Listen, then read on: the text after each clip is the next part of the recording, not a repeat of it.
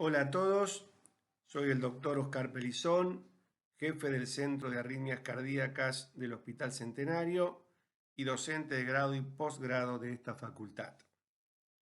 El tema que me convoca es el de las arritmias cardíacas. Es un tema muy amplio y complejo. Disertar sobre cada una de las arritmias me llevaría a muchas clases como esta. Por lo tanto, voy a tratar de darles un panorama de manera práctica y didáctica. Espero lograr ese objetivo al final de esta clase. Para comenzar a hablar de arritmias, lo primero que debemos conocer es la anatomía del sistema eléctrico del corazón. Como vemos, en un extremo de la aurícula derecha se sitúa el nódulo sinusal, que es la estructura responsable de generar el ritmo cardíaco, nuestro marcapasos natural. Posteriormente, el impulso viaja en el espesor de las paredes auriculares a través de una intrincada pero precisa disposición espacial de las fibras miocárdicas, hasta el extremo final de la aurícula. En este último extremo, las células transicionales del nodo AB están de alguna manera abiertas para recibir y retrasar el impulso antes de su transmisión a las de His. Este haz atraviesa el plano fibroso de aislamiento auriculoventricular y lleva el impulso a través de dos ramas, la derecha y la izquierda, que se dirigen a cada uno de los ventrículos. Cada una de estas ramas está aislada mediante una envoltura conectiva de miocitos ventriculares. Esta disposición permite contactos entre los miocitos especializados y los de trabajo solamente en las ramificaciones distales de las ramas, es decir, en las fibras de Purkinje. De esta manera, el sistema de conducción auriculoventricular está estructurado para facilitar un orden en la transmisión del impulso cardíaco. Por lo tanto, conocer la estructura y localización del tejido específico de conducción cardíaco nos proporciona ideas para solucionar las diversas alteraciones que se producen en el ritmo cardíaco. Para comprender la génesis o fisiopatología de las arritmias, se debe conocer la electrofisiología celular, ya que está íntimamente relacionada con el electrocardiograma. Como toda célula viva, la cardíaca tiene una carga negativa dentro de ella en relación con su exterior. La diferencia de voltaje a través de la membrana celular se denomina potencial transmembrana. Este potencial en el miocardio en condiciones de reposo es de menos 80 a menos 90 milivoltios y es el resultado de una mayor cantidad de iones negativos intracelular. La entrada y salida de iones sodio, potasio y calcio modifican el voltaje intracelular y cuando se grafica en relación al tiempo configura un potencial de acción, el cual presenta 5 fases, la fase 0, 1, 2, 3 y 4. Por lo tanto, el potencial de acción no es más que el reflejo de la actividad eléctrica de una célula cardíaca. Como ustedes pueden observar, está relacionado con el complejo QRST-T. El potencial de membrana de reposo de las células miocárdicas es de menos 90 milivoltios. La entrada de cargas eléctricas positivas, sodio y calcio, a través de la membrana hace que el voltaje aumente y se aproxime al umbral, aproximadamente menos 65 milivoltios, y se inicie un potencial de acción.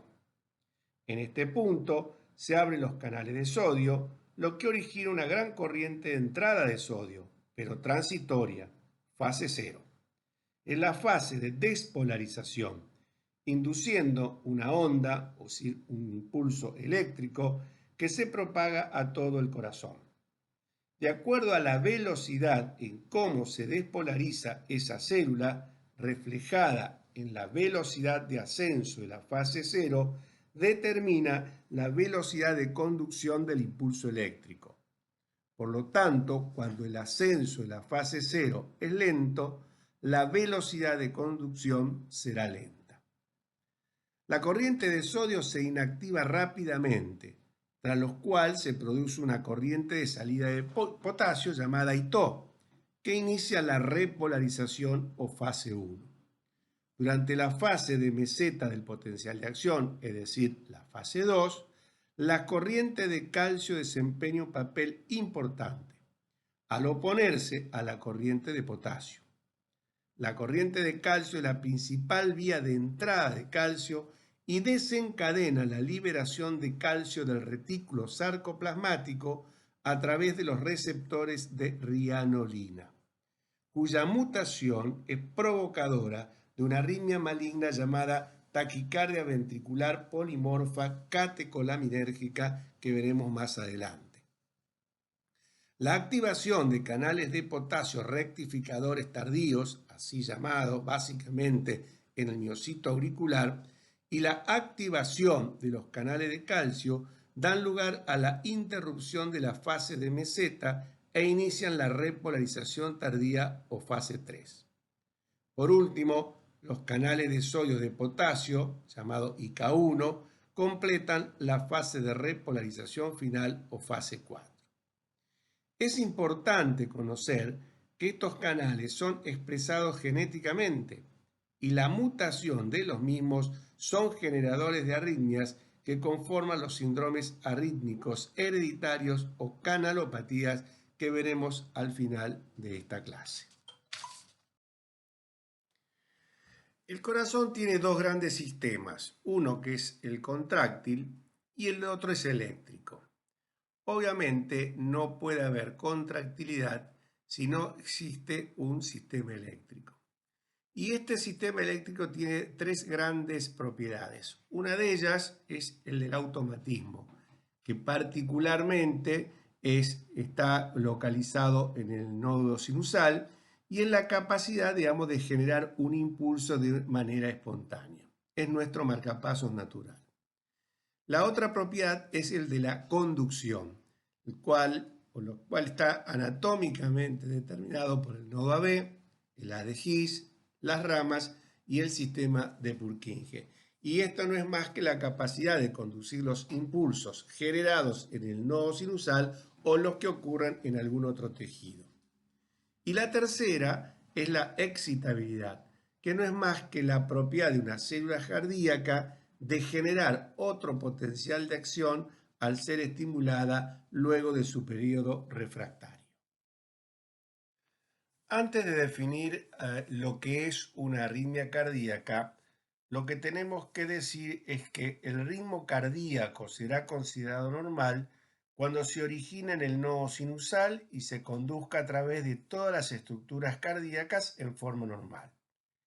De acuerdo con este concepto, un simple retardo en la conducción de los impulsos o una secuencia de activación anormal, como ocurre en los bloqueos auriculoventriculares y en las preexcitaciones ventriculares, serán considerados también una arritmia cardíaca. Por lo tanto, el término arritmia cardíaca implica no solo una alteración del ritmo cardíaco, sino también cualquier cambio de lugar en el inicio o secuencia de la actividad eléctrica del corazón que sea parte de lo normal. El electrocardiograma es de suma importancia para el análisis de las arritmias cardíacas, ya que es el primer método que tenemos en forma rápida y sencilla cuando tenemos un paciente en esta condición. Por lo tanto, el conocimiento y el análisis detallado del electrocardiograma nos va a permitir hacer diagnóstico al lado del paciente. Por ejemplo, tenemos que valorar la frecuencia cardíaca. Normalmente se encuentra entre 60 y 100 latidos por minuto, pero si la frecuencia cardíaca es menor a 60, estaremos en presencia de una bradicardia sinusal. O si la frecuencia es mayor a 100 latidos por minuto, podemos estar en presencia de una taquiarritmia supraventricular o de una taquicardia ventricular. El intervalo PR nos está mostrando la conducción que existe entre la aurícula y los ventrículos, normalmente de 0,12 a 0,20 segundos. Si es menor a 0,12 segundos, estaremos en presencia de un PR corto. y si este se asocia a una onda delta, podemos hacer diagnóstico de un síndrome de Wolff-Parkinson-White. O si es mayor a 0,20 segundos, podemos mirar que estamos en presencia de un bloqueo auriculoventricular. El ancho del QRS también es importante, el cual puede ser menor o mayor a 0,12 segundos. Y si estamos en presencia de una taquiarritmia con QRS angosto, sería menor a 0,12, podemos decir que lo que estamos observando es una taquiarritmia supraventricular. Pero si ese QRS es ancho, mayor a 0,12 segundos, podemos estar mirando u observando un bloqueo de rama o, si es una taquicardia ventricular.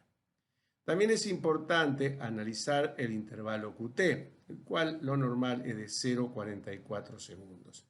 Hoy hay que mirarlo con mucho detalle en los tiempos de COVID, ya que una droga al inicio de esta pandemia que se utilizó es la hidroxicloroquina y esto provoca una prolongación de la repolarización, provocando QT largo, torsión de punta, que es una arritmia maligna. Y obviamente también puede ser ese QT corto que está dentro de lo que nosotros llamamos canalopatías. Para poder interpretar y tratar a las arritmias cardíacas, tenemos que conocer cuáles son sus mecanismos fisiopatológicos o mecanismos electrofisiológicos. Y entonces vamos a tener arritmias que están provocadas por trastornos del automatismo. Y allí tenemos aquellas que por un automatismo anormal o por actividad gatillada, de las cuales existen dos variedades. Una que se denomina post-despolarizaciones precoces y otra por post-despolarizaciones tardías. El segundo gran mecanismo y el más importante, y tal vez es el 90% o más del mecanismo fisiopatológico de las arritmias, es aquello por el trastorno en la conducción de los impulsos o denominaba mecanismo de reentrada, el cual puede ser de manera anatómica o funcional. Y otro mecanismo más raro, menos frecuente, es cuando se combinan ambos mecanismos, el automatismo y la conducción, que se denomina parasistolia y que es de análisis electrocardiográfico muy detallado y de poca frecuencia en su aparición. Como les señalaba recién, el mecanismo reentrante es el mecanismo más frecuente de generación de una arritmia cardíaca. Hace ya muchos años, Mainz y Garry en 1914 establecieron firmemente el papel de la reentrada como causa de las arritmias. Y ellos establecieron que algunas condiciones para que la misma ocurriera. Una de ellas es que debía haber al menos dos vías alternativas de conducción, A y B. Un bloqueo anterógrado unidireccional en una vía, es decir, una zona de lesión, inflamación, fibrosis, si hablamos a nivel del músculo cardíaco. Tercero, una conducción anterógrada lenta en la otra vía, es decir, en la vía A. También una conducción retrógrada por la vía que se había bloqueado inicialmente y a su vez tenía que haber reexcitación del tejido proximal al sitio del bloqueo. Este concepto fue muy importante para el desarrollo de la electrofisiología y de implicancia clínica, ya que fueron los primeros en proponer a la reentrada nodal AB como un mecanismo de arritmia, que ahora lo vamos a ver. Como propuso Mainz, el mecanismo reentrante intranodal tal vez sea el más sencillo y gráfico por el cual ustedes puedan entender al mecanismo reentrante. Ustedes fíjense la figura y el movimiento de la figura. El impulso que llega del nodo sinusal al nódulo auriculoventricular se va a dividir en las vías rápidas y lentas. El mismo alcanzará las de His por la vía rápida, mientras que el que se propaga por la vía lenta, al llegar a este punto final, colisiona con el anterior y se extingue. Cuando aparece un extrasístole supraventricular, que es latido rojo, lo suficientemente y de manera suficientemente precoz, encontrará aún refractaria a la vía rápida y se propagará en sentido descendente por la vía lenta.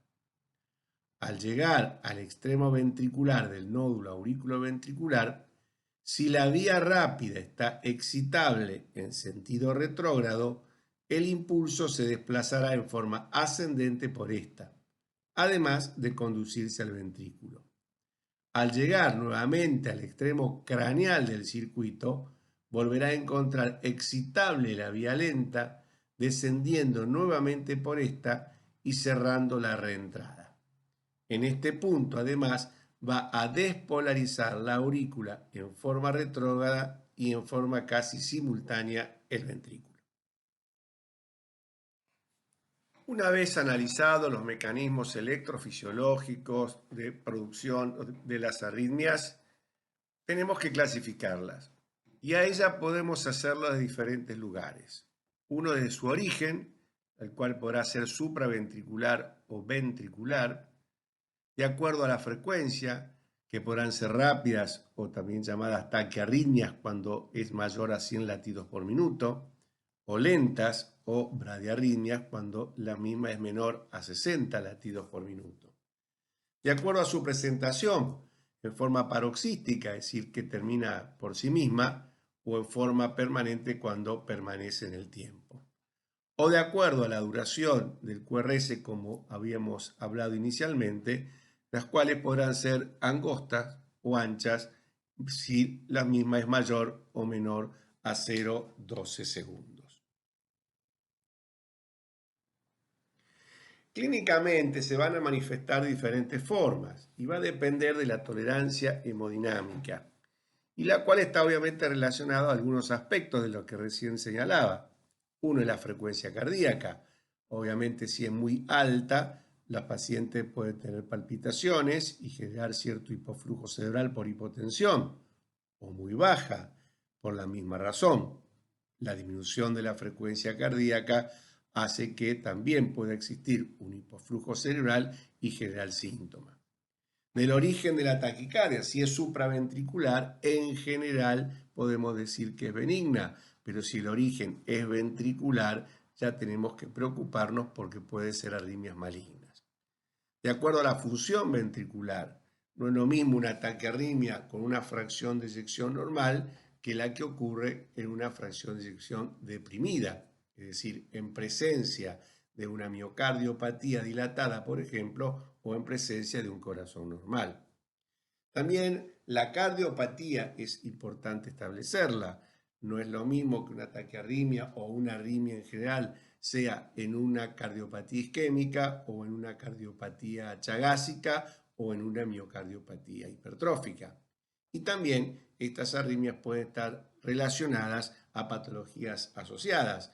Una de ellas puede ser el hipertiroidismo, en donde es generador de arritmia, pero esa arritmia es consecuencia de la patología de base que es la disfunción tiroidea.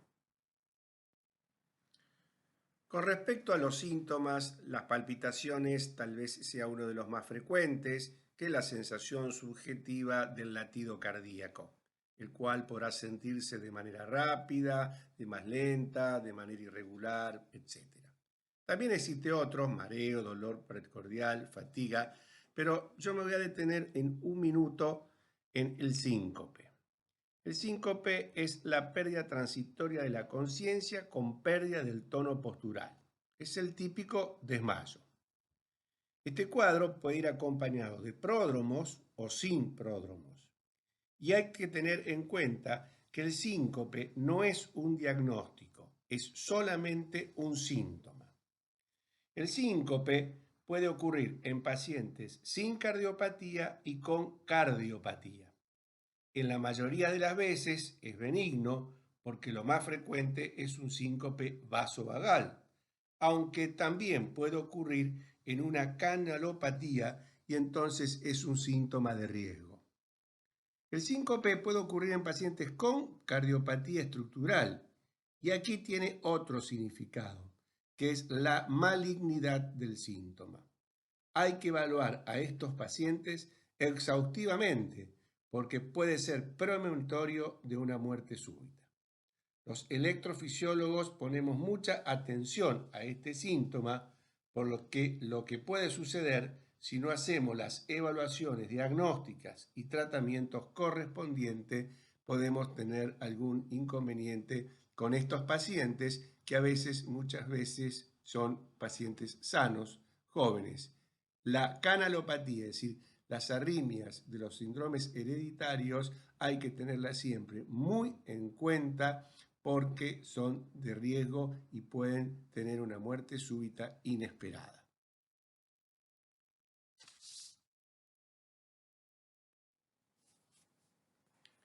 Como señalaba anteriormente, el electrocardiograma expresa a las arritmias y a través del mismo es de gran utilidad porque es sencillo, porque es barato y porque inmediatamente podemos hacer un diagnóstico de la misma. Y también, como se señalaba, de acuerdo al origen van tomando diferentes nombres.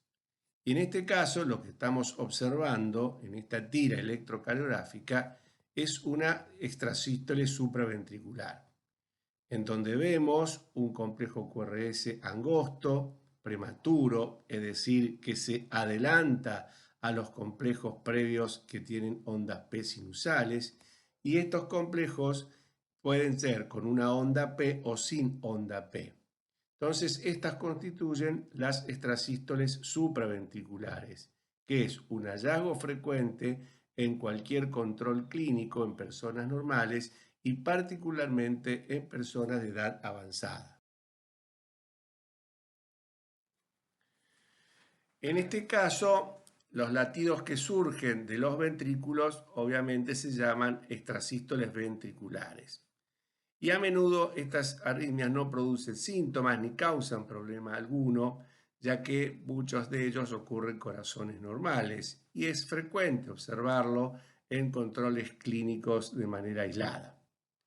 Las extrasístoles ventriculares pueden ser monomorfas, cuando ellas son todas igual de morfología, polimorfas, cuando la morfología es variable, y a su vez estos latidos ectópicos pueden aparecer en formas aisladas o en duplas, es decir, uno al lado del otro, o bien cuando se presentan en salvas de 3 o más latidos ectópicos y se denominan taquicardia ventricular.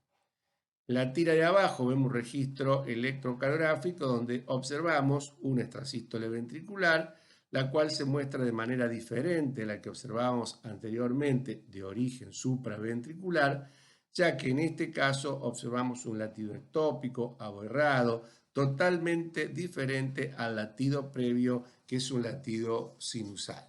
Luego de esta extrasístole aparece una pausa, eso se denomina pausa compensadora, y la caracteriza a esta extrasístole ventricular. Aquí observamos una secuencia de latidos ectópicos ventriculares denominado bigeminia ventricular, y esto ocurre cuando tenemos un latido normal y una extrasístole, un latido normal y una extrasístole. Esto entonces, como les decía, se llama bigeminia ventricular. En este caso, lo que observamos son dos latidos ectópicos consecutivos, y aquí podemos observar un latido sinusal previo y la aparición de estas dos extrasístoles, y a esto se lo denomina entonces dupla ventricular. Y en este caso, lo que observamos son tres latidos ectópicos. Esto es lo que nosotros consideramos una tripleta ventricular. Cuando se presenta en salva de 3 o más latidos ectópicos, se denomina taquicardia ventricular no sostenida y con una duración menor a 30 segundos. Si esta sucesión es mayor a 30 segundos, se llama taquicardia ventricular sostenida. En relación a las bradiarritmias, podemos tener dos grandes grupos de arritmias. Una, las relacionadas a las alteraciones del automatismo, y allí tenemos el grupo de la bradicardia sinusal y de la enfermedad del nodo sinusal. Y las otras a las alteraciones en la conducción, y allí obtenemos a los bloqueos aurículos ventriculares. La de enfermedad del nodo sinusal se la debe interpretar como una alteración multifactorial que compromete no la función de marcapaso y la conducción del impulso sinusal hacia el tejido auricular, sino también a la transmisión del impulso en el miocardio auricular común, en el sistema de conducción auricular especializado y en el nódulo auriculoventricular. Y dentro de este grupo tenemos dos tipos, las que se denominan primaria, es decir, por una enfermedad intrínseca del nodo sinusal, o bien secundaria, como en el caso cuando se ocurre la administración de drogas antiarrítmicas. Y electrocardiográficamente se puede manifestar de muchas maneras, ya sea por una bradicardia sinusal severa, es decir, una frecuencia cardíaca menor a 40 latidos por minuto, por paros sinusales, que ya iremos a observar en los registros, por una fibrilación auricular crónica con una frecuencia ventricular baja, por bloqueos sinuauriculares o bien por taquiarritmias auriculares que alternan con paro sinusal o bloqueo sinoauricular. Existe una bradicardia sinusal cuando la frecuencia cardíaca o la frecuencia del nodo sinusal es menor a 60 latidos por minuto. Y esto se puede observar normalmente en sujetos donde existe una hipervagotonía e incluso en atletas, en donde en general son hipervagotónicos. Las personas jóvenes, cuando duermen, las frecuencias cardíacas pueden disminuir lo suficiente como ser mucho menor a 60 latidos por minuto. También puede presentarse en diferentes situaciones patológicas, como el hipotiroidismo, cuando se administra beta bloqueantes, o en el infarto agudo del miocardio inferior particularmente, o en la enfermedad del nodo sinusal per se. Esto es una alteración que es frecuente observarla en pacientes con una cardiopatía muy nuestra como es la chagásica. El electrocardiograma muestra claramente una bradicardia sinusal.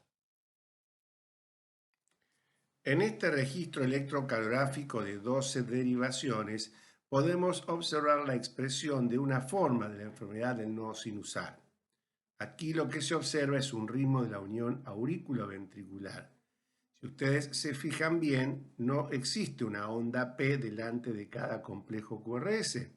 Por lo tanto, el nodo sinusal o el automatismo del nodo sinusal está muy deprimido y toma el comando del ritmo cardíaco, este ritmo que es de la unión auriculoventricular o isquiano.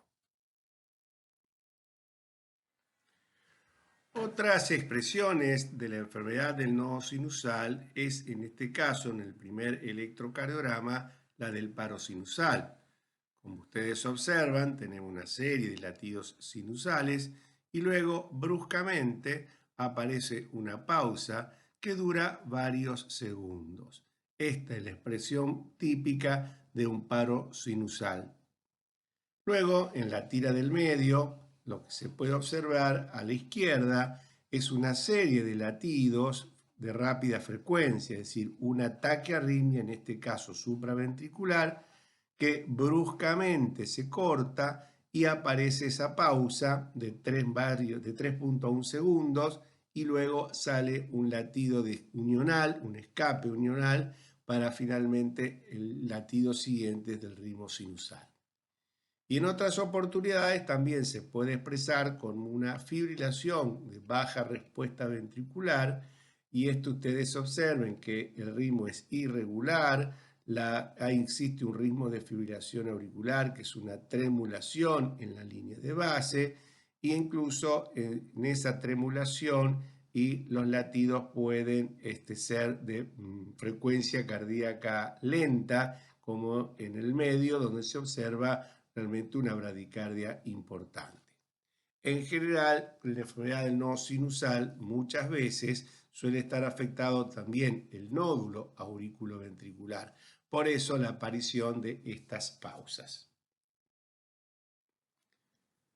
El tratamiento para este grupo de arritmia es el implante de un marcapasos.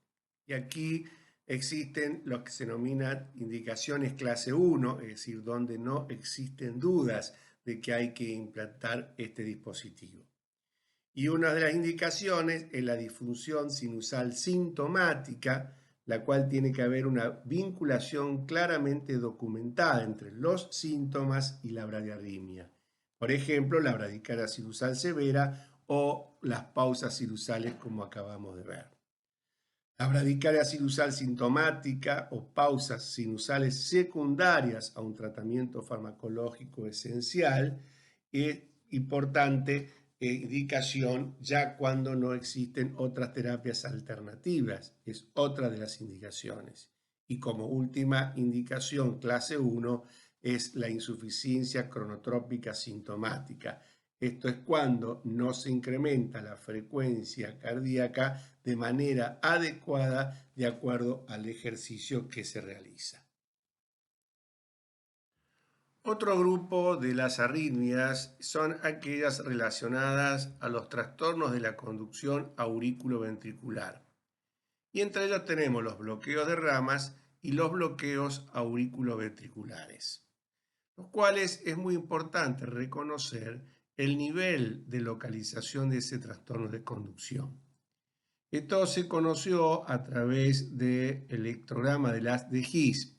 En la década del 70, la introducción de un catéter dentro del corazón y ese catéter registrando la zona del nodo AB y del haz de His y ventrículo, pudo rescatar señales eléctricas, las cuales se pueden observar aquí abajo a la izquierda, en donde una de las señales eléctricas es el A, que es la activación auricular, el otro es el H, que es la activación del haz de His, y otro es el B, que corresponde al complejo QRS del electrocardiograma. Y las distancias que hay entre el A y el H está determinando la conducción entre la aurícula y el haz de His, es decir, todo lo que pasa alrededor del nodo AB.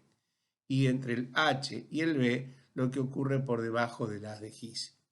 Y en función de estas alteraciones que nosotros podemos encontrar, puede ocurrir que ese trastorno de conducción sea a nivel del nódulo auriculoventricular y por lo tanto se lo denomina supraisiano, otro a nivel del haz de His y ese sería una alteración intraisiana, y obviamente por debajo del haz de His se denomina bloqueos infraisianos. Por lo tanto, los bloqueos auriculoventriculares podemos categorizarlo en tres grupos: el bloqueo AB de primer grado, el bloqueo AB de segundo grado, el cual tiene dos variedades, tipo 1 o Wenckebach y tipo 2 o Mobius, y el bloqueo AB de tercer grado o completo. Como podemos observar, los bloqueos auriculoventriculares de primer grado, en más del 80% de los casos, el trastorno de conducción está a nivel del nódulo auriculoventricular. En el bloqueo AB de segundo grado tipo 1 o Wenckebach, el 75% ocurre en el nodo AB, aunque en un 25% puede ocurrir a nivel del His o por debajo del mismo. Y el tipo 2 o Mobius ocurre prácticamente en el 100% por debajo del haz de His. Y el bloqueo AB de tercer grado mayoritariamente es infraisiano, aunque un porcentaje que puede ser de origen troncular. En esta tira electrocardiográfica podemos observar un bloqueo AB de primer grado. Claramente se observa un PR más prolongado. Lo normal es de 0,20 y en este caso es un PR de 0,36 segundos. Esto nos está hablando que la conducción entre la aurícula y el ventrículo está enlentecida y, como decíamos recientemente, esa conducción está pasando por el nodo AB y el trastorno de conducción está a ese nivel. En esta tira electrocardiográfica podemos observar la secuencia del bloqueo AB de segundo grado Mobius 1 o Wenckebach. Claramente se observa en el comienzo del registro electrocardiográfico una sucesión de P en los cuales los EPR se van prolongando de manera progresiva. Obsérvese que el PR más largo es del segundo latido y el aumento de los siguientes PR son progresivamente menores. Esto es lo que se denomina un Wenckebach típico. Asociado a esto hay un progresivo acortamiento de los intervalos RR. Y el ciclo que sigue al impulso bloqueado, es decir, la P que no se conduce hacia el ventrículo, es mayor que el ciclo previo al bloqueo. Esta es una alteración que es frecuente verla en personas jóvenes, en pacientes que tienen un estado hipervagotónico, incluso puede verse en algunos atletas o en quienes se encuentran o hacen una actividad deportiva intensa. La otra variedad de bloqueo AB de segundo grado es el MOBIS2. Como podemos observar en la tira superior, hay una onda P seguida por un complejo QRS, luego una onda P que no es conducida a los ventrículos, otra P que conduce a los ventrículos y una P que se bloquea y así una secuencia de PQRS, observándose de una relación 2:1 con una P que conduce y una se bloquea, una P conduce y otra se bloquea. Este trastorno de conducción mayoritariamente está localizado a nivel por debajo de las de His, o sea, se denomina un bloqueo infraisiano. Y los complejos QRS en estos pacientes siempre se van acompañados con un trastorno de conducción, ya sea de la rama derecha, con alguno de los hemiaces, o de bloqueo completo de rama izquierda. En la tira inferior podemos ver un bloqueo auriculoventricular de alto grado, ya que hay una P que conduce a un complejo QRS, luego sigue otra P bloqueada y otra P que conduce al complejo QRS. Es decir, existe 3 P con un sola P conducida, o sea, con un bloqueo auriculoventricular 3:1 y así sigue la sucesión de latidos. Este es el trastorno de conducción auriculoventricular más severo, que es el bloqueo AB de tercer grado o bloqueo AB completo.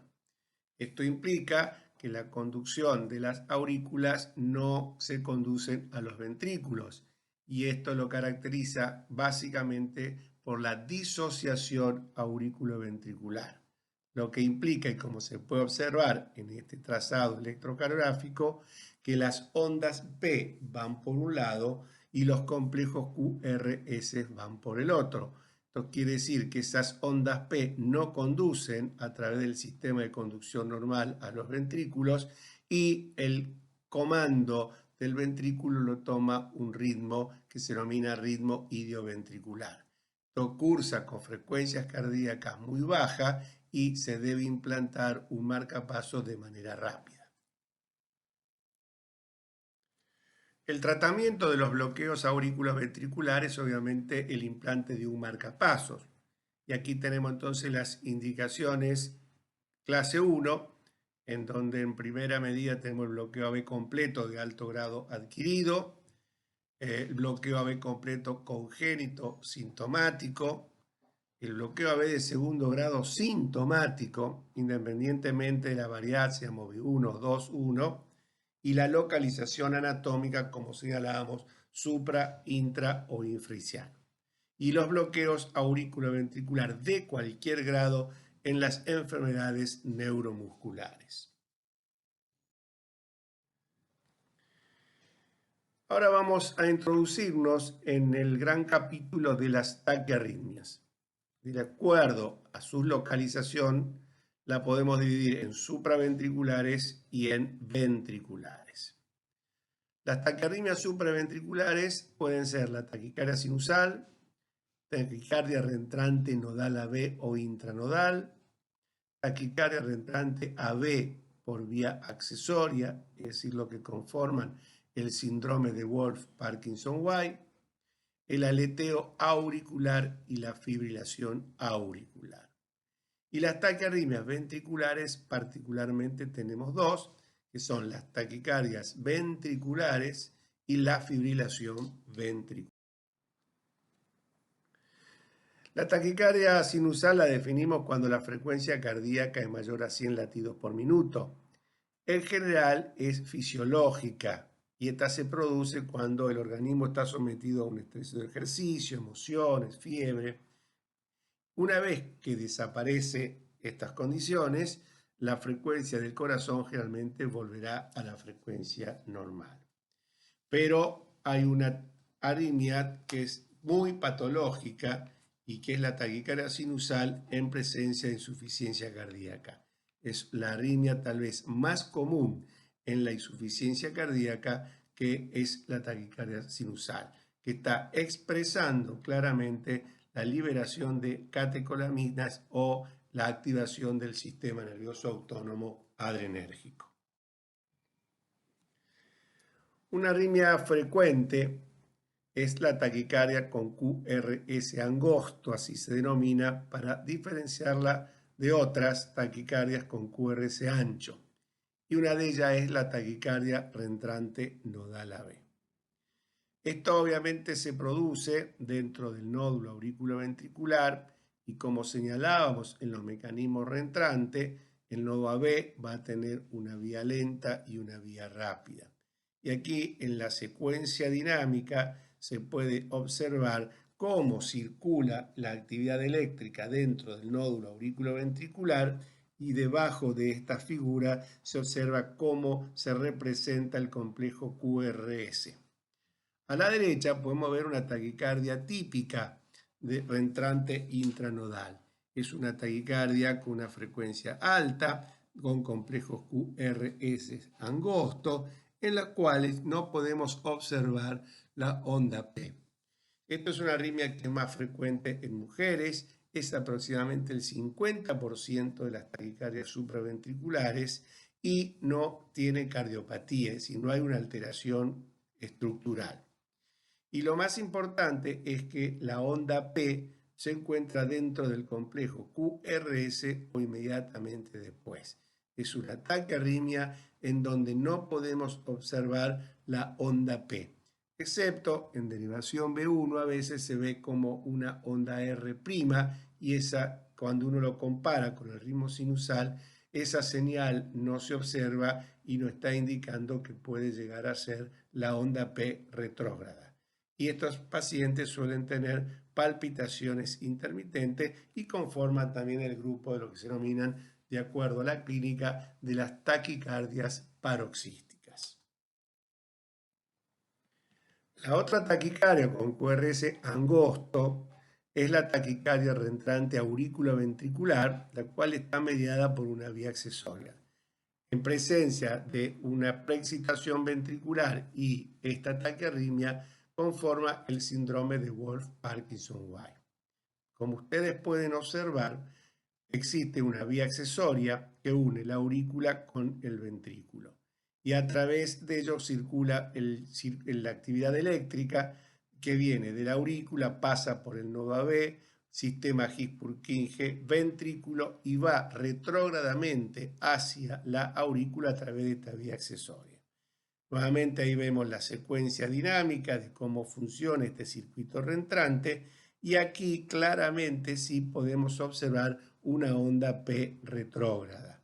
Las flechas del electrocardiograma de la izquierda se observa claramente que existe una onda P que está alejada del complejo QRS, porque ya este es un circuito más grande que el anterior, que estaba incluido dentro del nódulo auriculoventricular. Cuando nosotros observamos esta taquiarritmia, es muy probable que una vez revertida veamos el electrocardiograma de la derecha, donde observamos que es un electrocardiograma anormal y vemos que esa onda P está prácticamente sin intervalo PR montado sobre el complejo QRS, y los complejos QRS son anchos y mellados, particularmente al inicio del mismo, que es lo que se denomina la onda delta, que no es más que la activación directa entre aurícula y ventrículo. Esta es una taquicardia que es regular, muy rápida, y aproximadamente el otro 50% de las taquiarritmias supraventriculares. la frecuencia cardíaca es de 120 a 250 latidos por minuto, con una media prácticamente de 180 latidos por minuto.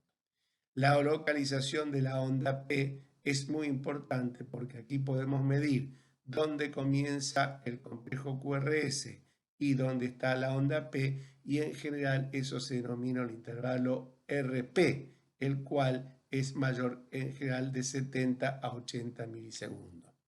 Esto aparece con palpitaciones intermitentes en formas paroxísticas y a veces está asociada a cardiopatía, que a nivel de los niños están asociada a la anomalía de Epstein.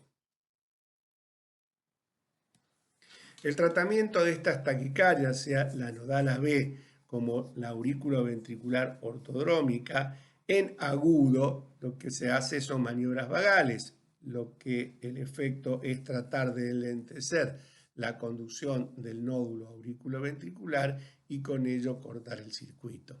O bien adenosina endovenosa en una dosis de 6 a 12 miligramos intravenoso, y el efecto de esta droga es muy interesante, ya que tiene un fuerte efecto depresor de la conducción nodal AB y dura poco tiempo en sangre. 9 a 10 segundos es su máximo efecto y entonces revierte rápidamente estas arritmias. A nivel, digamos, ya en forma crónica, el objetivo del tratamiento, como decíamos, es tratar la crisis, el paroxismo, que puede ser con drogas, básicamente adenosina.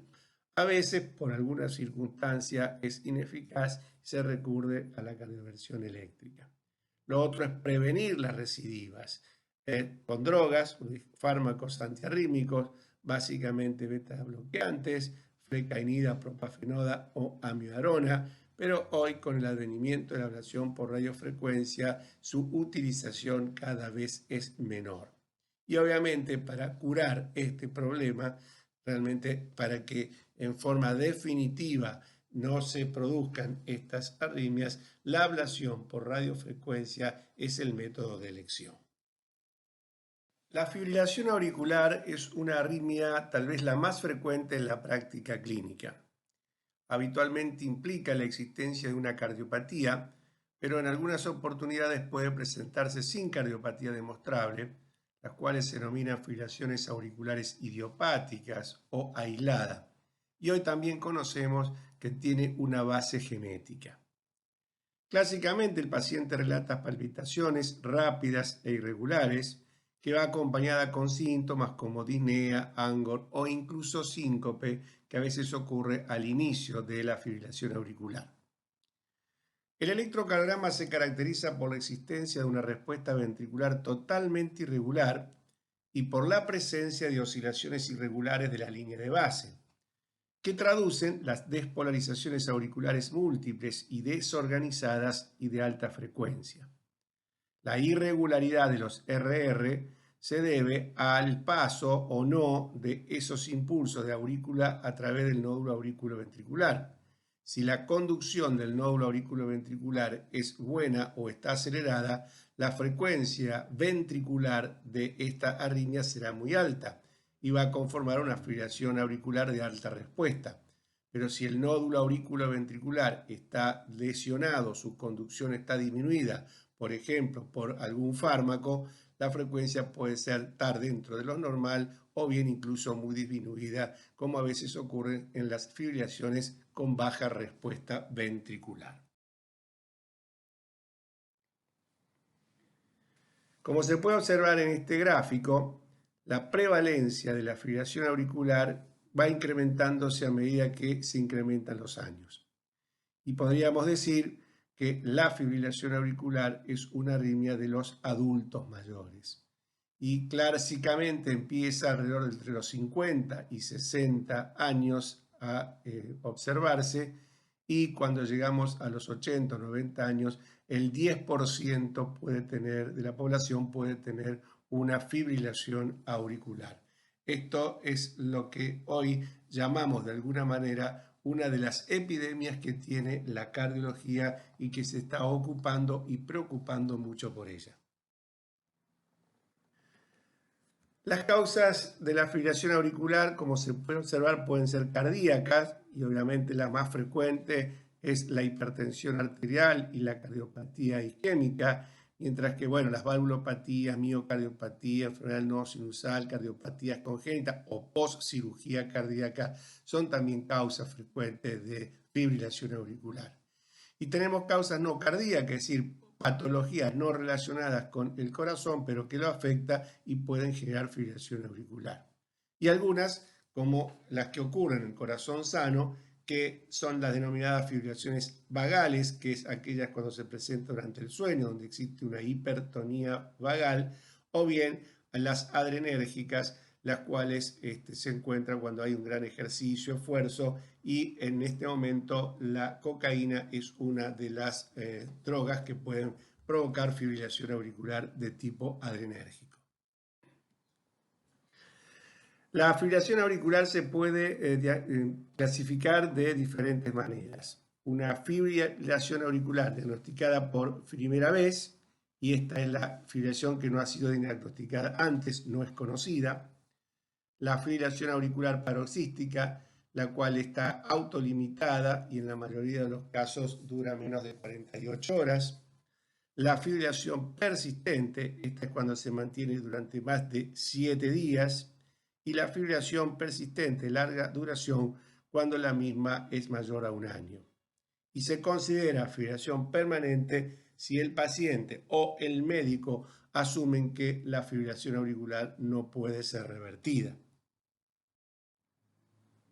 Hay una fibrilación auricular muy particular, que es la que ocurre en esta patología, que es en el síndrome de Wolff-Parkinson-White.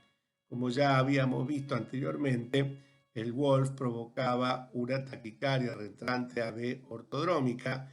Esto era porque existía una vía accesoria que unía la aurícula con el ventrículo y daba un electrocardiograma muy alterado, muy patológico, que era aquel que decíamos que tenía un PR corto con la onda delta.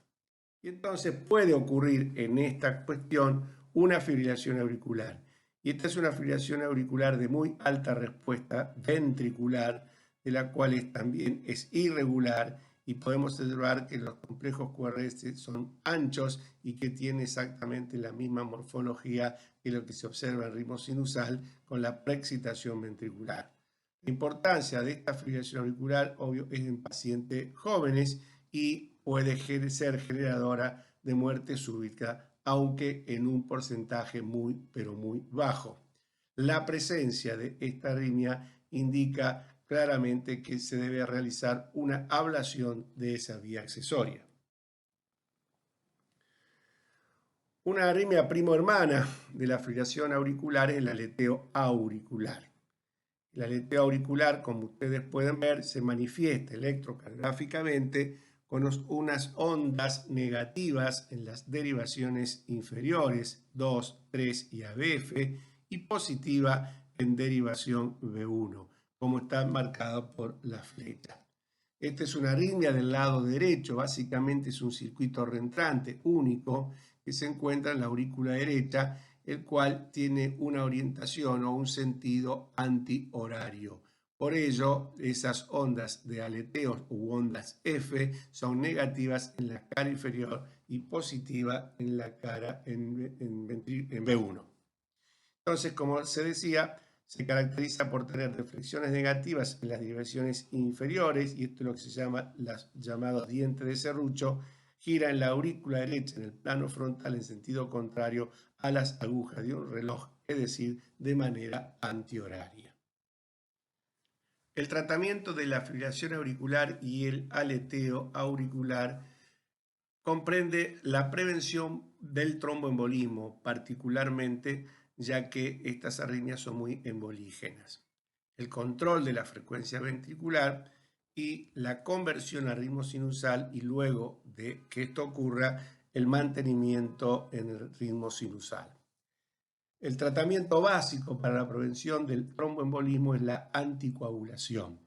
Esto se hace en función de un score que se denomina CHA2DS2 y tiene una serie de puntuaciones que cuando es mayor a 2 hay que hacer anticoagulación indefectiblemente. El control de la frecuencia ventricular se hace a través de fármacos antiarrítmicos, fundamentalmente betabloqueantes, digital o algún antagonista cálcico. La conversión a ritmo sinusal también se hace con medicación antiarrítmica. Si el corazón es sano o no tiene ninguna cardiopatía, se puede utilizar flecainida, profafenona o en algunas circunstancias betabloqueante también, o la cardioversión eléctrica cuando hay inestabilidad hemodinámica o alguna cardiopatía con alta efectividad en el 95% de los casos. Y finalmente, el mantenimiento del ritmo sinusal se puede hacer con drogas antiarrítmicas, que puede ser flecainida, propafenona o beta bloqueante, de acuerdo a las circunstancias y si tiene o no tiene cardiopatía. Amiodarona puede ser la droga en aquellos con cardiopatía estructural, y la ablación por radiofrecuencia en un 60-70% puede tener una eficacia de tipo curativo.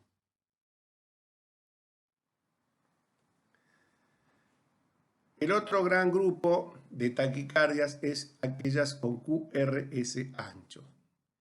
Y aquí tenemos que tener muy en cuenta que cuando nosotros observamos este tipo de taquicardia, en el 80% de los casos es una taquicardia ventricular, mientras que en un 20% puede ser una taquicardia supraventricular con aberrancia que mimetiza una taquicardia ventricular.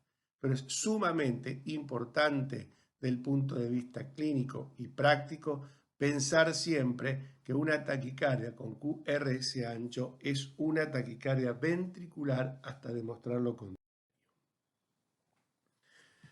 Las taquicardias con QRS ancho se pueden clasificar de acuerdo a su regularidad, es decir, pueden ser regulares o irregulares. Si es regular, siempre pensar en taquicardia ventricular en la mayoría de los casos, aunque en algunas circunstancias, en porcentajes menores, puede ser una taquicardia supraventricular con bloqueo de rama, es decir, aberrancia, o bien una taquicardia supraventricular por una vía accesoria, como lo que puede ser una taquicardia reentrante AV antidrómica. También puede ser irregular, como la fibrilación auricular o el aleteo auricular, los cuales pueden ir acompañados de un bloqueo de rama preexistente o bien por la alta frecuencia tener aberrancia en algunas de las ramas o, como vimos recientemente, una fibrilación auricular preexcitada. Pero también hay que tener en cuenta que puede ser una torsión de punta, que ya veremos, que es una arritmia también maligna y aparece en algunas circunstancias particulares. Aquí podemos ver los dos tipos de taquicardia ventricular monomorfa, es decir, una taquicardia que tiene complejos QRS todos iguales, monomorfo. Y en B, una taquicardia ventricular polimorfa, en donde vemos que los complejos son QRS anchos con cierta irregularidad y con diferentes morfologías positivas, negativas, intermedias.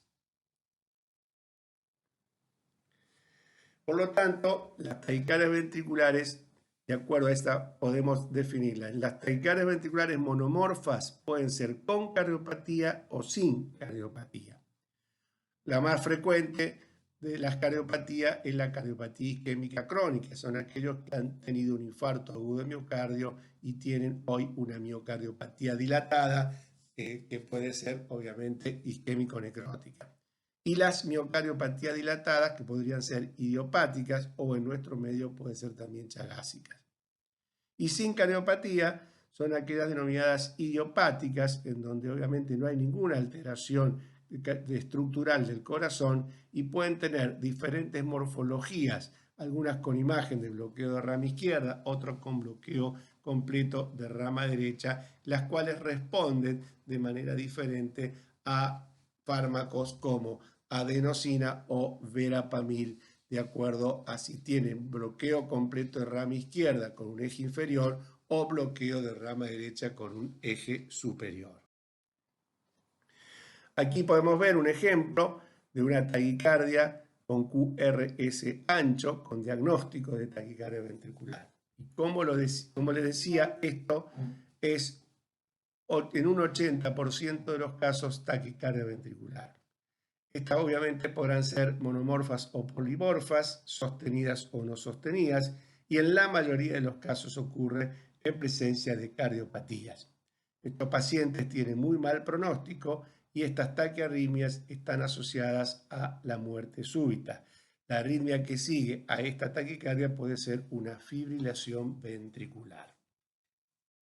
Otra categoría de las taquicardias ventriculares son las taquicardias ventriculares polimorfas y están ellas las que asociadas a QT prolongado, el cual es un trastorno de la repolarización, donde el QT exactamente está prolongado, y el cual puede ser congénito, es decir, un problema que se denomina una canalopatía, o bien puede ser adquirido, como en los casos que ocurren en los bloqueos OAB completo o con la administración de drogas que prolongan la repolarización.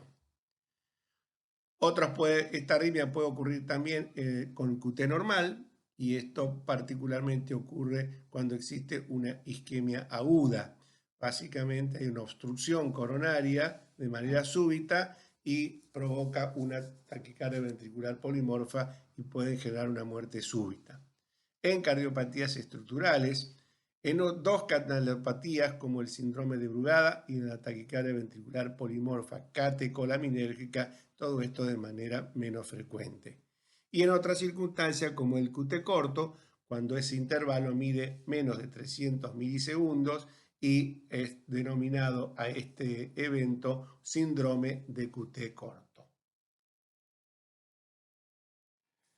Este registro electrocardiográfico es la representación de una taquicardia ventricular polimorfa llamada torsade de Points. Esta es una arritmia que ocurre en aquellos pacientes que tienen un QT largo, es decir, una prolongación de la repolarización. Como ustedes pueden ver, hay una secuencia de latidos en las cuales luego termina en una taquiarritmia ventricular de morfologías diferentes, polimorfas. En el primer latido se ve que hay un latido sinusal, luego sobre la onda T aparece un extrasístole ventricular, luego otro latido sinusal con una repolarización muy prolongada y anormal, que esa onda T prácticamente llega a la P del complejo QRS siguiente, luego otra onda T, repolarización larga, nuevo complejo QRS y otra extrasístole ventricular que cae sobre esa onda T de una manera que se denomina fenómeno R sobre T. Luego una sucesión de dos latidos sinusales para finalmente generar esta taquicardia ventricular polimorfa, que en este caso no es sostenida, ya que al final del trazado se observa cómo revierte y hay un latido sinusal. Esto en general es así, es autolimitada, pero muchas de ellas pueden continuar, ser sostenida y terminar en una fibrilación ventricular y provocar una muerte súbita. El tratamiento de las taquicardias de QRS ancho de manera aguda, siempre recordamos que tiene que ser y pensarse en una taquicardia ventricular. Lo primero que tenemos que hacer es tomar el pulso. Si no encontramos pulso, tenemos que hacer un choque eléctrico de desfibrilación ventricular. Si existe pulso, valorar el estado hemodinámico del paciente, su clínica, obviamente si tiene insuficiencia cardíaca y su frecuencia cardíaca es mayor a 150 latidos por minuto. Si están todos estos elementos, no debemos demorar en realizar una cardioversión eléctrica. Si esto no está, o sea, es una hemodinamia estable, no existe sintomatología o es oligosintomático, lo que podemos hacer es administrar lidocaína, 50 miligramos cada 2 minutos, repetir cada 5 minutos hasta 200 miligramos como máximo.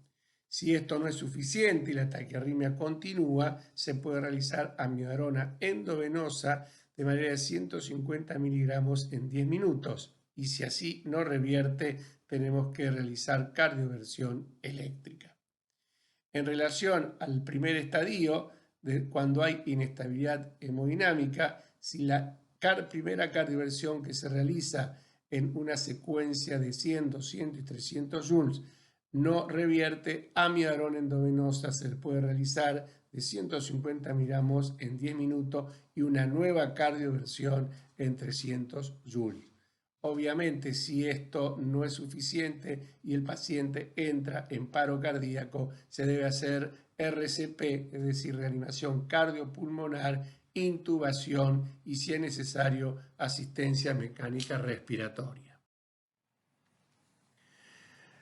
De manera crónica, podemos usar drogas antiarrítmicas, particularmente amiodarona y sotalol, porque la mayoría de los pacientes que tienen este tipo de arritmias van a tener una cardiopatía estructural, su función ventricular generalmente está muy deprimida.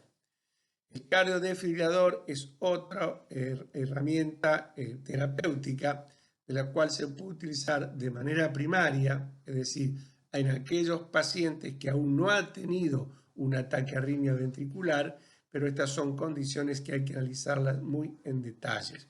Y en prevención secundaria, cuando estas arritmias son documentadas y es una opción amplia y validada.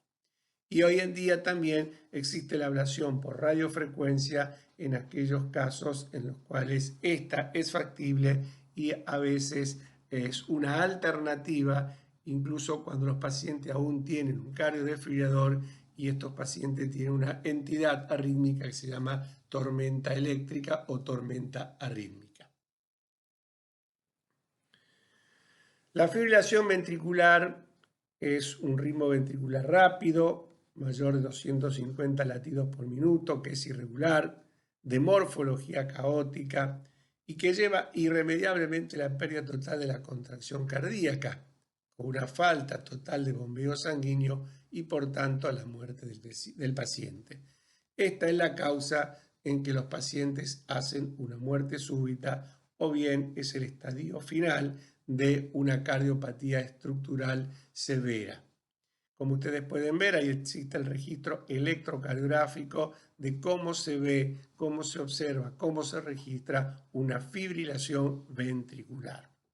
Las causas en la mayoría de los casos, en el 80% de ellos, es la enfermedad arterial coronaria. Puede también ocurrir en miocardiopatías, ya sea dilatada, hipertrófica, en un 20% de los casos, y en algunas circunstancias muy especiales y poco frecuentes puede ocurrir en pacientes sin cardiopatía en un 5% de los casos. Lo más importante de todo esto es la reanimación cardiopulmonar, porque el éxito de la resucitación está a favor o en contra del tiempo en que nosotros lo hagamos. Aún en los mejores sistemas de emergencias o programas de desfibrilación precoz, es difícil obtener un porcentaje alto de sobrevida. Existen dificultades en socorrer a las víctimas dentro de los 5 minutos, que es el tiempo en el cual nosotros podemos tener alguna acción eficaz. Y eso va disminuyendo claramente a través del tiempo. Fíjense que en esta curva cómo desciende rápidamente, en donde la posibilidad del éxito se va reduciendo del 7 al 10% por cada minuto que pasa. Por lo tanto, saber realizar una reanimación cardiopulmonar es fundamental para resucitar o provocar una mejor sobrevida a estos pacientes. Lamentablemente, los pacientes que son resucitados de un paro cardíaco, solamente el 5% salen vivos de una alta hospitalaria. En estos casos, el cardiodesfibrilador es una indicación y se es considerada de prevención secundaria. Prevención secundaria quiere decir prevenir un nuevo episodio de muerte súbita. Y tiene indicación clase 1 en aquellos pacientes que hayan tenido una fibrilación ventricular documentada o una taquicardia ventricular hemodinámicamente inestable en ausencia de causas transitorias o reversibles. En la enfermedad arterial coronaria con fracción de eyección menos del 40% y taquicardia ventricular sostenida con o sin compromiso hemodinámico. Y en el síncope de origen desconocido una cardiopatía estructural con fracción de eyección de menos del 40% y taquicardia ventricular sostenida con compromiso hemodinámico o fibrilaciones ventriculares inducidas en el estudio electrofisiológico. Hace aproximadamente 20-30 años, la aparición de casos de muerte súbita en jóvenes preocupó a la comunidad cardiológica y se pensó que podrían ser causadas por un sustrato genético. Y se lo definió a este nuevo subgrupo como enfermedades arritmogénicas hereditarias. Aunque son raras, hoy al reconocerlas son más comunes que antes. Entonces el término canalopatía se define a un grupo de síndromes arrítmicos causado por mutaciones en genes que modifican las proteínas de los canales iónicos y proteínas que regulan a estos. Por lo tanto, estas mutaciones alteran el balance de las corrientes iónicas del potencial de acción. De allí la importancia de conocer la electrofisiología celular, ya que favorecen el inicio de arritmias malignas en corazones sanos.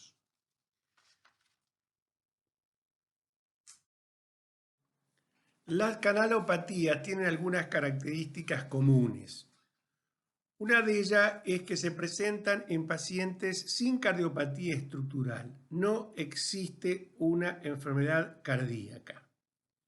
Son de muy baja prevalencia, su diagnóstico no es tan simple y tiene un espectro clínico común que va de pacientes totalmente asintomáticos a aquellos que presentan un síncope o tienen una muerte súbita, ya que representa el 3 al 5% de todas las muertes súbitas. Por lo tanto, por este hecho, son enfermedades que pueden ser fatales. Y estas canalopatías, las más frecuentes o por lo menos las más conocidas, son el síndrome de QT largo, que es la más frecuente, el síndrome de QT corto, que es el menos frecuente, el síndrome de Brugada, que es el más recientemente conocido y hoy es bastante popular, y la taquicardia ventricular polimorfa catecolaminérgica, que también es una canalopatía rara. La taquicardia ventricular polimorfa es la arritmia más típica de las canalopatías. En el trazado superior podemos observar, ya hemos visto en otra oportunidad, una típica torsión de punta, que es la que ocurre en el síndrome de QT largo. El registro electrocardiográfico muestra una repolarización prolongada en el latido sinusal conducido y luego una serie de latidos que tienen diferentes morfologías, y eso es lo que constituye la torsión de punta. Aunque también existe otro tipo de taquicardia ventricular, como es la taquicardia ventricular bidireccional, que es la que ocurre en la otra canalopatía, que es la taquicardia ventricular polimorfa catecolaminérgica, y esta es una taquicardia que sobreviene particularmente durante el ejercicio o ante un estrés o descarga de catecolaminas. Y a la derecha, otro tipo de taquicardia ventricular polimorfa, donde una extrasístole ventricular muy precoz degenera en esta taquicardia y es bastante típica en el síndrome de Brugada. Y estas son las arritmias que pueden provocar síncope o muerte súbita en estas canalopatías. El síndrome de QT largo es una enfermedad hereditaria arritmogénica donde la prolongación de la repolarización cardíaca altera la estabilidad eléctrica del corazón y predispone a los individuos afectados a un paro cardíaco, determinado por esas taquicardias ventriculares polimorfas que vimos recientemente. El síndrome de QT largo hay dos tipos, uno congénitos, con sordera, es el Gerard Lange-Nielsen, fue el primero que se descubrió, y sin sordera, que más tarde es el llamado Romano-Ward. Y los adquiridos, que están relacionados, por ejemplo, a los bloqueos auriculoventriculares o a la administración de drogas. Electrocardiográficamente se pueden distinguir tres tipos. Tenemos el QT largo tipo 1, que está relacionado con la mutación de un gen llamado KCNQ1, y este gen determina una pérdida de función de un canal de potasio IKS. Como se observa, el electrocardiograma tiene una onda T alta, pero de base ancha, y la medición de ese intervalo QT está prolongado. Es el más frecuente de todos. Luego le sigue el QT largo tipo 2, y este está relacionado a la mutación del gen KCNH2, en donde altera la función, una pérdida de función, de la corriente de potasio denominada IKR. Y aquí el electrocardiograma va a mostrar una onda T de aspecto bimodal. Y el menos frecuente de todo es el tipo QT3, en donde aquí la mutación está en el gen SCN5A y en donde existe un incremento de la corriente de sodio. Y el electrocardiograma va a mostrar un intervalo ST muy prolongado con una onda pequeña y alta.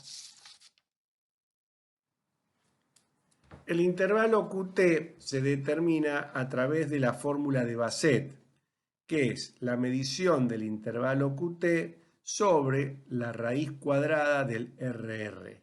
Y ese resultado nos va a determinar lo que denominamos QT corregido. Los QTs tienen diferentes prolongaciones en función de la edad y sea una persona masculina o femenina. Pero a fines prácticos, un QT prolongado en un adulto masculino es mayor a 450 milisegundos y a nivel femenino es mayor a 470 milisegundos. Interesantemente, cada uno de estos tipos de QT tiene diferentes factores precipitantes. El QT1 está muy relacionado con el ejercicio. En este gráfico podemos ver en forma casi absoluta es el generador de estas arritmias que señalábamos recientemente, torsión de punta o taquicardia ventricular polimorfa.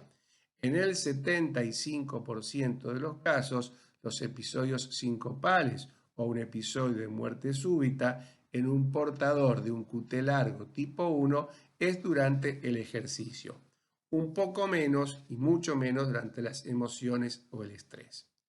A diferencia del tipo 2, en donde podemos observar que mayoritariamente en más del 60% de los casos los eventos arrítmicos ocurren durante el sueño o en el reposo y menos frecuentemente durante las emociones.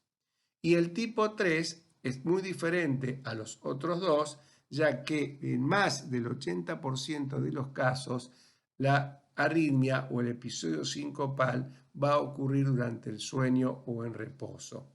Y es aquellas personas que suelen tener respiraciones agónicas o, entre comillas, síncopes durante el reposo y mucho menos durante las emociones o el estrés.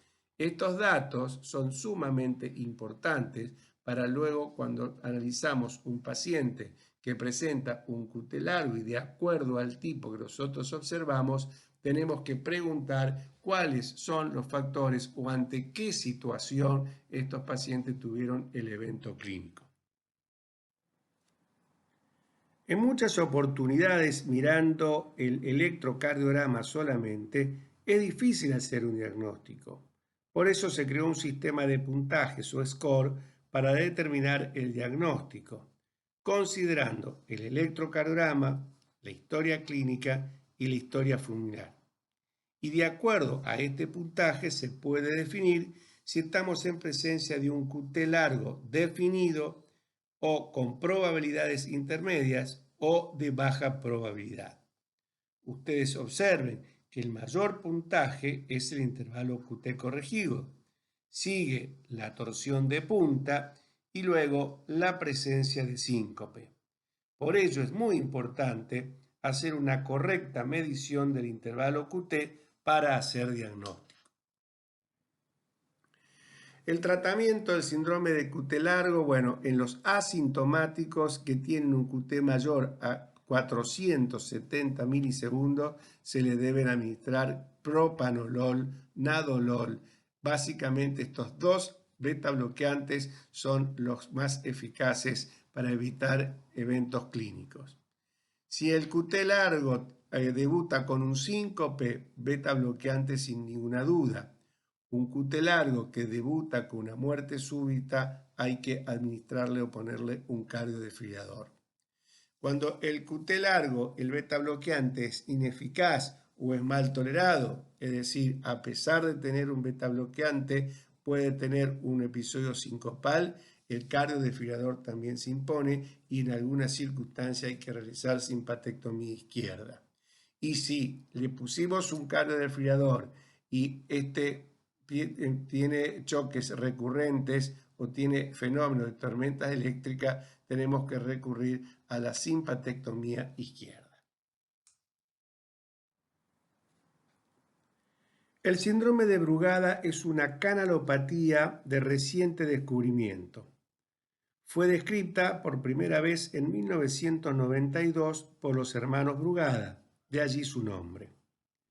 Su diagnóstico es clínico electrocardiográfico y como todas las canalopatías están relacionadas con la mutación de un gen y en este caso con el gen SCN5A, que es el que codifica el canal de sodio, generando un incremento o ganancia de su función. Inicialmente se describieron 3 patentes electrocardiográficas, pero hoy finalmente definir un síndrome de Brugada tiene que tener un electrocardiograma como el que observamos a la derecha, denominado electrocardiograma tipo 1 y que se caracteriza por elevación del segmento ST más de 2 milímetros, una onda T negativa en B1 y o B2 de manera espontánea o con la administración de flecainida o agmalina. Si solo tenemos este electrocardiograma, decimos que estamos ante una patente de Brugada, pero se llamará síndrome de Brugada cuando le asociamos la clínica, la cual es la presencia o tiene que haber fibrilación ventricular o taquicardia ventricular polimorfa, síncope, historia familiar de muerte súbita en menores de 45 años, este electrocardiograma tipo 1 en miembros familiares, una respiración agónica nocturna e inducibilidad en un estudio electrofisiológico de taquicardia ventricular o fibrilación ventricular con 1 o 2 extraestímulos. Como se señalaba, el síndrome de Brugada es una causa común de muerte súbita cardíaca. El corazón tiene que ser estructuralmente normal. Si aparece la patente electrocardiográfica de Brugada y existe una cardiopatía, ya no es un síndrome de Brugada. En general, actúa sobre jóvenes menores de 40 años y en una relación de 9:1 entre sexo masculino y femenino. La prevalencia es muy pero muy baja, es del 0,05%, siendo baja en América y Europa, es más alta en el sudeste asiático, llámese Tailandia, Filipinas. En América Latina no es conocida su prevalencia y particularmente en nuestro medio es de muy baja observación. El tratamiento de estos pacientes, uno de ellos es evitar factores precipitantes.